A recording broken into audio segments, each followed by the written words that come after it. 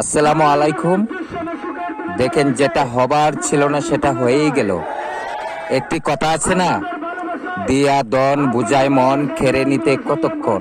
যেটা হয়েছে আমাদের জনাব আনিসুল হকের মাঝে, উনি কত কষ্ট যন্ত্রণা সহ্য করে নেতা কর্মীদেরকে বুঝালো দলের হয়ে কাজ করার জন্য, ধানের শীষের প্রতীক নিয়ে এগিয়ে যাবার জন্য।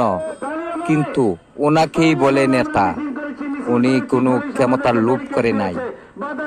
উনি দলের চিন্তাই করেছে, বেগম জিয়ার চিন্তা করেছে, তারেক জিয়ার চিন্তা করেই নেতা কর্মীদেরকে বলে দিয়েছে, তোমরা সবাই ধানের শীষের পক্ষে কাজ করো, দলের পক্ষে কাজ করো। এরকম নেতা এই সুনামগঞ্জ এক আসনের মধ্যে উদার মনের মানুষ, আমার কাছে মনে হয় তিনিই একজন। দলের ভিতরে ডাক্কা ডাক্কি, অন্য দলের মুচকি হাসি বন্ধ করতে হবে। আমাদের এক হয়ে কাজ করতে হবে। আমরা সবকিছু ভুলে যায়া ধানের শীষের কাজ করি, দলে যাকে ধানের শীষ দিয়েছে তার পক্ষে কাজ করি, বিএনপিকে বিজয় করি, তারেক জিয়ার হাতকে শক্তিশালী করি। আপনারা দুঃখ বেদনা সব ভুলে যায় এক হয়ে কাজ করি। ভালো থাকবেন। আসসালামু আলাইকুম। আমরা ধানের শীষের পক্ষের লোক, আমরা বিএনপির পক্ষের লোক, আমরা বিএনপির মন ধারার লোক।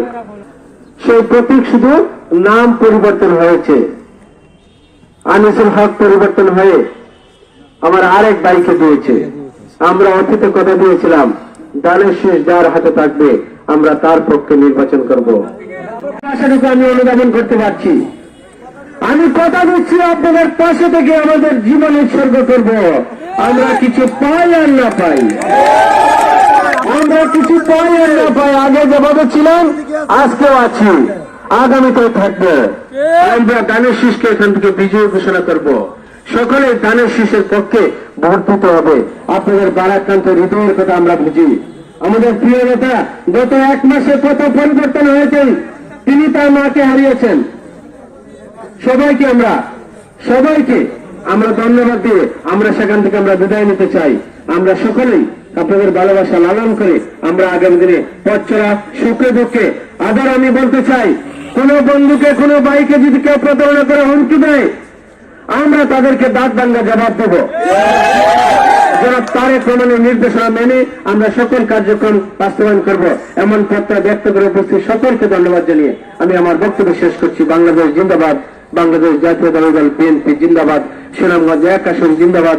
আমাদের প্রিয় নেতা জনাব তারেক রহমান, দেশ নায়ক জনাব তারেক রহমান জিন্দাবাদ। আসসালামু আলাইকুম রহমতুল্লাহ।